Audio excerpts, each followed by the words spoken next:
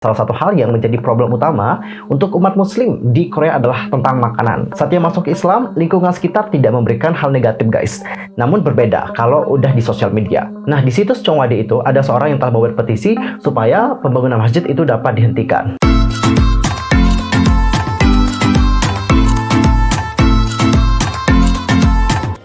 Annyeonghaseyo dulu, Yusro Kim Imida, welcome back to my YouTube channel. Nah, gimana sih kabarnya hari ini? Baik-baik aja dong ya. Dan bukan semua yang lagi dalam kondisi nggak baik-baik aja, keep fighting guys, don't give up. Well, untuk hari ini kita akan membahas bagaimana kehidupan muslim di Korea Selatan. Nah, sebelum kita bahas tentang hal itu bersama-sama, pastikan dulu untuk tekan tombol subscribe, bunyi loncengnya, serta jangan lupa juga buat like, comment, and share kepada teman-teman yang lain. Dan berikut adalah pembahasan selengkapnya.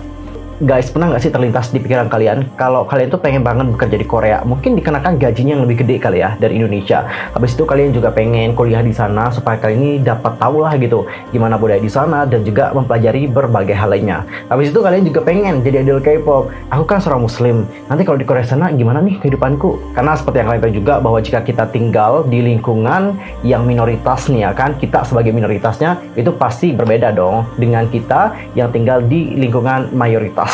Pasti ada kesulitan-kesulitan saat kita tinggal di tempat tersebut. Begitu pula di Korea Selatan, untuk saat ini sih jumlah muslim di Korea Selatan diperkirakan berada di bawah angka 200.000. Jadi kalau dikalkulasikan itu hanya 0,38% dari populasi. Ini adalah menurut perkiraan Federasi Muslim Korea atau KMF. Mayoritas umat Islam yang di Korea Selatan merupakan pekerja dan juga mahasiswa dari negara-negara seperti Turki, Pakistan, dan juga Uzbekistan. Dan sekitar 10.000 dari mereka telah memperoleh warganegaraan Korea. Dan Islam sendiri dilarang di Korea selama berabad-abad selama dinasti Joseon pada tahun 1392 hingga tahun 1910 sebagai bagian dari kebijakan isolasionis. Agama ini juga pertama kali diperkenalkan ke semenanjung Korea dari abad ke-9 hingga ke-11 oleh orang-orang Arab yang melakukan perjalanan dari jalur sutra. Dan baru-baru ini dihidupkan kembali oleh pasukan Turki yang tetap tinggal setelah berperang dalam Perang Korea pada tahun 1950 hingga tahun 1953. Sekitar 15.000 tentara Turki itu telah menjadi sukarelawan di bawah payung Perserikatan Bangsa-Bangsa, dan banyak yang tetap tinggal setelah perang dan beberapa akhirnya menyebarkan iman mereka di antara orang Korea Selatan. By the way, sorry ya kalau kalian dengar suara anak nangis, itu nggak tahu kenapa sama ibunya, mungkin dijewer, dicubit, mungkin nggak tahu juga. Kita berikan tentang suara-suara itu. Dan Cinggu, aku nanya sama kalian, udah nonton film Ayla? Untuk film Ayla sendiri itu kan menceritakan tentang tentara Turki yang mengadopsi seorang anak dari Korea Selatan gitu ya kan. Dan film itu juga sempat viral beberapa waktu yang lalu. Kilas itulah gambaran bagaimana orang-orang Turki menjadi relawan saat perang di Korea Selatan. Wakil Direktur dari KMF yaitu Jang Hussein itu mengatakan bahwa warga Korea tersentuh oleh pasukan Turki karena mereka dengan gagah berani melindungi mereka dari bahaya. Para prajurit juga membuka sekolah untuk anak-anak yatim piatu dan juga merawat mereka. Korea juga merupakan salah satu negara langka di mana orang-orang tanpa agama melebihi jumlah orang yang beragama. Kalian tahu nggak, Cinggu? 46% orang Korea itu mengatakan bahwa mereka itu punya agama, sedangkan yang 56%-nya itu mengatakan bahwa mereka itu tidak punya agama. Jadi lebih banyak orang yang tidak punya agama ketimbang orang yang punya agama. Dan tolong catat, ini adalah survei yang dilakukan pada tahun 2015. Dan surveinya itu dilakukan oleh Kantor Statistik Nasional. Dan untuk tahun 2021 nggak tahu sih apakah jumlahnya sekarang lebih meningkat atau lebih menurun. Ada yang punya opini tentang hal itu dan mungkin ada yang sudah tahu tentang data-datanya, langsung saja sampaikan di kolom komentar ya. Dan ini adalah pertanyaan yang menarik. Terus kehidupan seorang muslim di Korea sana gimana? Apakah mereka itu mendapatkan diskriminasi atau gimana? Nah, salah seorang muslim di Korea Selatan yang menjalankan Islamic Book Center di Yongsan, Seoul, namanya adalah Munir Ahmad, itu mengatakan bahwa dia itu sangat jarang sekali mengalami yang namanya diskriminasi. Baik itu diskriminasi dikarenakan agama Islamnya ataupun pakaian keagamaannya. Kalian itu pasti tahu bahwa pakaian orang Islam itu berbeda dengan pakaian orang-orang yang lain. Untuk cowok nih misalnya, itu kan biasa pakai baju muslim, habis itu biasanya bajunya itu nyatu langsung nih sampai ke bawah gitu ya kan. Kalau cewek beda, kan cewek pakai hijab ataupun memakai pakaian yang lebih tertutup. Kayak gitulah. Nah, jadi selama 20 tahun dia tinggal di sana, dia tuh jarang banget guys menghadapi hal-hal tersebut. Salah satu alasan kenapa dia itu juga jarang sekali mendapatkan yang namanya diskriminasi karena dia itu kerap kali bertemu dengan orang-orang Korea yang memiliki pemikiran terbuka. Dan mungkin orang-orang itu juga tidak terlalu care ya sama agama-agama orang lain. Jadi intinya adalah agamaku ya agamamu gitu. Dan Cinggu, beberapa muslim yang lagi belajar atau bekerja di Korea juga mengatakan bahwa orang Korea juga cukup toleran kok terhadap agama lain. Mereka juga jarang tersinggung, marah, ataupun terluka dalam kehidupan sehari-hari mereka dikarenakan diskriminasi terhadap sebuah keyakinan. Dan Cinggu, di sini ada cerita dari seorang mahasiswa namanya adalah Yoo Hyun Il. Dia itu berumur 22 dan itu menjabat sebagai Presiden Asosiasi Mahasiswa Islam dari Hankuk University of Foreign Studies atau HUFS di Seoul. Jadi dia itu bercerita bahwa salah satu hal yang menjadi problem utama untuk umat muslim di Korea adalah tentang makanan. Jadi untuk mereka sendiri katanya itu sulit banget untuk nggak makan babi. Dan mereka ini juga diperbolehkan untuk makan daging dengan cara yang memang sudah disiapkan. Jadi nggak ada yang khusus sih. Di restoran ya, dia itu punya pilihan makanan terbatas karena ada bahan-bahan tertentu di makanan tersebut. Mungkin ada minyaknya kah yang mengandung ini. Habis itu juga dari mie kan, seperti yang kalian tahu juga nggak semua mie di Korea kan halal kayak gitu ya kan. Nah makanya dari itu dia itu selalu makan ikan. Kalau nggak ikan pasti sayur. Dan hal yang sulit bagi umat Islam di Korea juga adalah tentang minum. Kalian itu pasti tahu ya bahwa kalau kita minum minuman yang keras kayak gitu kan, kita nggak diperbolehkan sama sekali dalam agama, bener nggak? Sedangkan untuk di Korea sendiri gimana? Kalian udah nonton bagaimana K-drama? Mereka kan juga kerap kali nih minum minuman yang keras, bener nggak? Nah di sini seorang mahasiswa mengatakan bahwa saat temannya pergi minum, kalau dia nggak ikut nanti dia ditinggalin sama temannya. Nah kalau dia ikut pergi sama teman mainnya nih, nanti kan mereka minum-minum. Kalau dia nggak minum, itu kan kesannya kayak kaku banget nggak sih? Alias kayak nggak asik gitu. Habis itu ada juga seorang pengusaha usianya adalah 51 tahun. Dia itu ngaku bahwa dia itu kerap kali minum 1 atau enggak 2 kali. Dia juga mengatakan bahwa kalian itu nggak akan pernah bisa berbisnis di Korea kalau kalian itu tidak minum. Jadi memang dikarenakan hal-hal ini mereka kerap kali melanggar larangan tersebut dan juga minum minuman keras. Lalu ada juga seorang mahasiswa yang mengatakan bahwa sholat 5 waktu juga terasa asing bagi sebagian orang di sana dan beberapa orang juga menganggapnya menghadap Mekah ketika ia berdoa.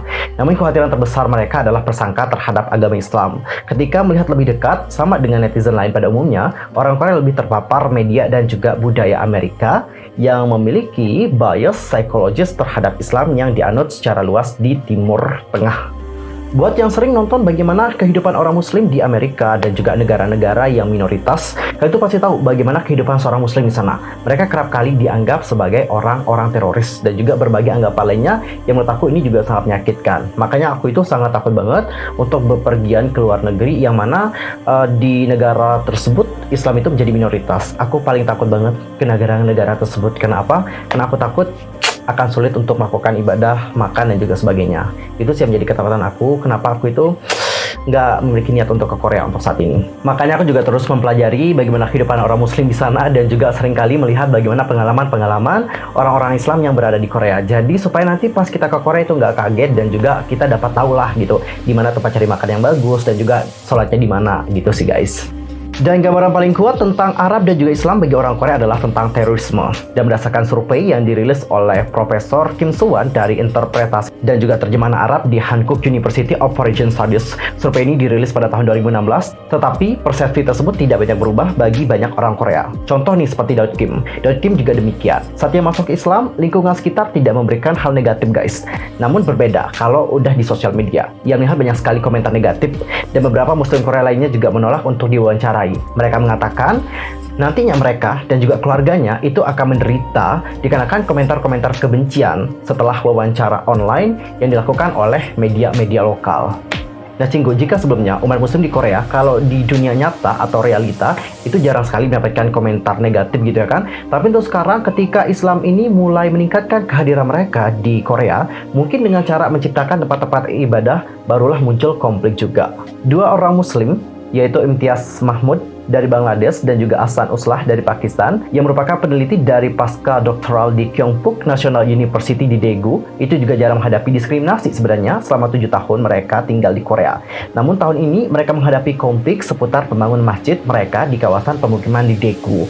Masjid itu digunakan sebagai tempat di mana lebih dari 100 mahasiswa muslim yang belajar di Universitas Nasional Kyungpook berdoa. Sekarang sedang dibangun dengan izin untuk memperpanjang bangunan dikarenakan kekurangan ruangan. Ratusan warga di dekat masjid juga mengajukan petisi yang menyerukan penangguhan pembangunan masjid tersebut. Nah, kantor regional juga menerima permintaan tersebut dan juga memerintahkan pembangunan dihentikan pada tanggal 16 Februari.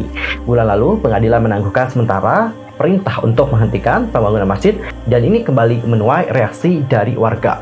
Dan di sini ada seorang warga namanya adalah So Jae-won yang menetap pembangunan tersebut mengatakan siapa yang akan suka jika fasilitas keagamaan, apakah itu gereja atau masjid, datang ke tengah-tengah pemukiman penduduk. Jadi nggak cuma masjidnya doang guys, tapi kalau ada gereja katanya mereka juga nggak akan suka dengan fasilitas keagamaan. Dan selain itu pada awal September yang lalu, itu ada sebuah petisi. Petisinya itu berjudul Lindungi Korea Selatan. Dan itu telah diposting di situs web Chongwade. Udah tau nggak Chongwade ini kayak gimana? Chongwade setahu aku itu adalah situs kepresidenan nggak? Dan di sana emang banyak orang sih seringkali membuat petisi yang berhubungan dengan Korea. Apakah itu tentang ini, tentang itu, dan juga tentang konflik-konflik yang lagi marak terjadi. Nah, di situs Chongwade itu ada seorang yang telah membuat petisi supaya pembangunan masjid itu dapat dihentikan. Dan kalian tahu nggak, lebih dari 120.000 orang mendukung tentang pemberhentian untuk pembangunan masjid tersebut. Dan penulis di sana mengatakan bahwa kekuatan Islam yang besar tampaknya mendukung pembangunan dengan strategi untuk mengubah Korea ke Islam. Dan dia juga mengatakan kayak gini, mereka sudah menjadi ancaman bagi warga kami. I don't know kenapa dia dapat berpikir seperti itu juga. Dan pada bulan Agustus, sekitar 400 warga Afghanistan, kebanyakan dari mereka adalah Muslim, melarikan diri ke Korea Selatan karena takut akan adanya Taliban. Karena mereka juga telah bekerja dengan proyek-proyek Korea Selatan di negara mereka. Terlepas dari situasi warga Afghanistan, beberapa orang Korea menentang menerima mereka sebagai pengungsi. Satu kelompok sipil mengadakan konferensi pers di Seoul pekan lalu yang menyerukan kepada pemerintah untuk berhenti mengeluarkan visa kepada warga Afghanistan dan menutup masjid-masjid di seluruh negeri. Lee Hee-soo, seorang profesor di Departemen Antropologi Budaya Universitas Hanyang, itu juga mengatakan bahwa ada kurangnya pemahaman tentang Islam di kalangan orang Korea. Lee juga mengatakan orang Korea masih melihat Timur Tengah menggunakan serangkaian kata kunci abad ke-20, mulai dari minyak dan juga terorisme. Oh Jong-il, seorang profesor di Sekolah Administrasi Publik Universitas Nasional Kyungpook, itu juga mengatakan bahwa orang Korea masih belum siap untuk melihat Muslim sebagai anggota penuh masyarakat. Orang Korea juga masih memandang orang-orang dari keluarga multikultural, termasuk Muslim, sebagai orang yang membutuhkan bantuan. Dan sekarang kalian sudah tahu ya, alasan kenapa pembangunan masjid di Daegu itu banyak sekali ditentang oleh warga Korea. Kalau aku sih secara pribadi ya, ini memang dikarenakan doktrin dari media. Kenapa seperti itu? Karena kalau aku lihat juga banyak sekali media-media di luar sana itu menggambarkan Muslim sebagai yang buruk, benar nggak? Aku kerap kali loh guys melihat hal tersebut. Kebanyakan dari mereka itu menampilkan yang buruk tentang Islam, mulai dari terorisme dan sebagainya. Jarang kali ada media yang memberikan pandangan positif tentang Islam. Padahal banyak sekali hal-hal positif tentang Islam, tapi kebanyakan media-media di luar sana itu kayak memberikan gambaran yang buruk saja. Dan ini juga memberikan pandangan negatif terhadap Islam di orang-orang yang non-Islam. Itu sih menurut pendapat aku secara pribadi. Kenapa aku dapat mengatakan hal seperti ini? Aku dapat mengatakannya setelah aku menonton berbagai film yang berbau tentang Islam, terutama film-film di Indonesia yang menceritakan bagaimana kehidupan orang Muslim di Amerika salah satunya, yang kerap kali dipandang sebagai orang yang buruk oleh orang lain, mulai dikarenakan hijab mereka dan juga berbagai hal lainnya. Dan Cinggu, apakah kalian sebagai seorang Muslim itu sudah siap untuk tinggal di Korea untuk bekerja, kuliah, ataupun menjadi seorang idol K-pop? Langsung saja sampaikan di kolom komentar. Nah, sekian aja untuk hari ini. Aku mohon maaf sekali lagi kalau ada kesalahan baik dalam ucapan, sikap, tindakan, sebagainya. I'm so sorry. Dan mungkin ada kesalahan informasi, jangan suka-suka untuk koreksi aku dan cara komen di bawah. See you next time di video berikutnya. Thanks for watching. Annyeong. Kamsahamnida. Goodbye.